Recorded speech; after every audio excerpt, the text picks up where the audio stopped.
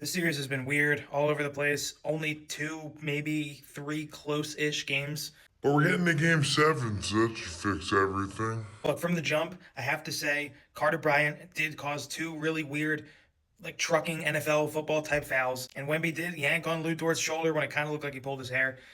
Look, this series has been a bit dirty. I wouldn't say the dirtiest series of all time. And people are going to say, Why what? aren't you holding the Spurs accountable like you are OKC?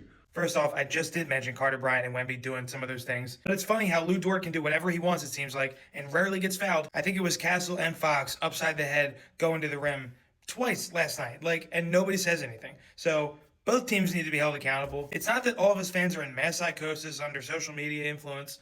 We don't love the falling. The foul baiting's one thing. Dwayne Wade did that forever. Kobe did it. But they weren't falling on every possession. If they were blown on, if they were touched, if they were grazed, that's the issue with OKC. As for the game itself, Wemby came out on fire. The Spurs as a whole shot 7 of 12 in the first quarter on threes. And it does seem like when the game is officiated more fairly, I'm not going to say completely even, but when it's officiated more fairly and you're allowed to play some actual physical playoff basketball defense, the Spurs win the games. SGA is having a very tough series, shooting under 38% and 26% from three. He only has 6 made threes in 6 games. That's tied for 5th on his own team. Obviously, the Spurs jumped out to an early double-digit lead after the first quarter. The Thunder kind of climbed their way back, and then the Spurs went on a 20-0 run in the third quarter. They were playing amazing defense. Again, I wish the refs would be more consistent game to game. This would make the series much more interesting. I'm not blaming them fully, but let's get some fair officiating, more fair officiating like we saw in Game 6 for Game 7.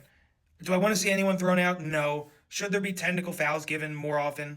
Probably, if we see someone else get trucked or tripped on purpose or shoved or pulled in an aggressive way. Let's be fair officiators, all right? And let's have a fucking awesome Game 7 because we don't get them often. 20th time in Western Conference final history. Let the best team win.